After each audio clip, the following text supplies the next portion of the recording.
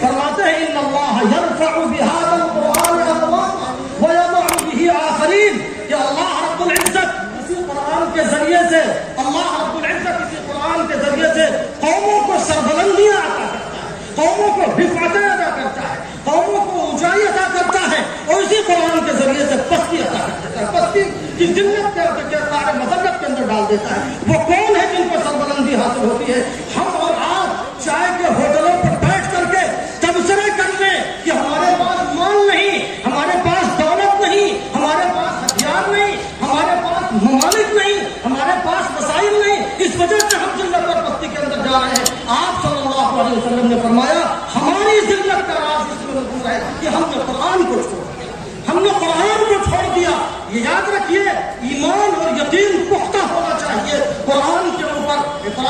یقین کی بات جب آ گئی تو میں ایک حدیث آپ صلی اللہ علیہ وسلم کی کہ ایک صحابی آپ صلی اللہ علیہ وسلم کی خدمت میں آئے اور انہوں نے کہا کہ میرے بھائی کو دست لگ رہے ہیں، تو میرے بھائی کو دست لگ رہا ہے۔ حضرت آپ صلی اللہ علیہ وسلم نے فرمایا کہ جاؤ انہیں شہد پلا دو، اور جو شہد پلایا انہوں نے تو اس سے مزید نقصان ہو گیا، اور پھر آپ صلی اللہ علیہ وسلم کی خدمت میں آتے ہیں۔ آپ ذرا ان صحابی کے ایمان کو دیکھیے، اعتقاد کو دیکھیے اور یقین کو دیکھیے کہ آج دنیا کا بڑے سے بڑا ڈاکٹر ایک مرتبہ اگر اس کی دوا ریئیکشن کر جائے، آدمی خود نہیں اس کے پاس جائے گا، بڑا ڈگری ہولڈر ہے، بہت بڑی ڈگری حاصل کیے ہوئے ہے، لیکن اس کی دوا ریئیکشن کر جائے تو آدمی خود بھی نہیں جائے گا، دوسروں سے بھی کہے گا اس کے پاس مت جانا، اس لیے کہ اس کی دوا ریئیکشن کر جاتی ہے۔ لیکن وہ صحابی پھر آپ صلی اللہ علیہ وسلم کی خدمت میں آتے ہیں اور کہتے ہیں کہ ان کو تو اور نقصان ہو گیا، مزید دست لگنے شروع ہو گئے۔ آپ صلی اللہ علیہ وسلم نے فرمایا کذب بطن اخیک،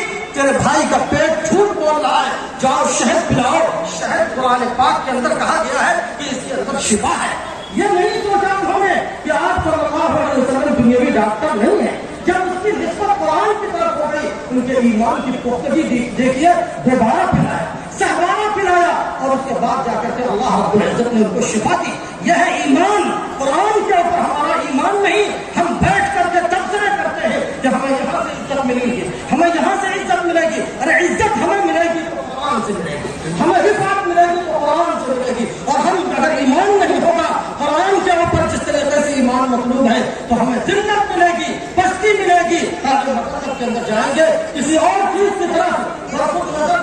صحیح نام نہیں کریں، کسی اور چیز کی طرف مت دیکھو، اپنی طرف دیکھو۔ تمہیں اللہ رب العزت نے تمہارے سینوں کے اندر جو قرآن دیا ہے، جو تمہیں دستور حیات دیا ہے، منشور حیات دیا ہے، یہ اللہ رب العزت نے ایسی چیز دی ہے کہ جس کی وجہ سے تمہیں عزتیں ملے گی دنیا کے اندر بھی اور آخرت کے اندر۔ میرے محترم بزرگوں اور بھائیوں، ہمیں چاہیے کہ ہم اپنے تعلق کو قرآن سے مربوط کریں اور جوڑیں، اور سب سے پہلے اپنی اولاد کو قرآن سکھائیں، سب سے پہلے اس کے ایمان اور عقیدے کی درستگی کرائیں، اور اس کے بعد پھر جا کر کے ہم ان کو بہتر سے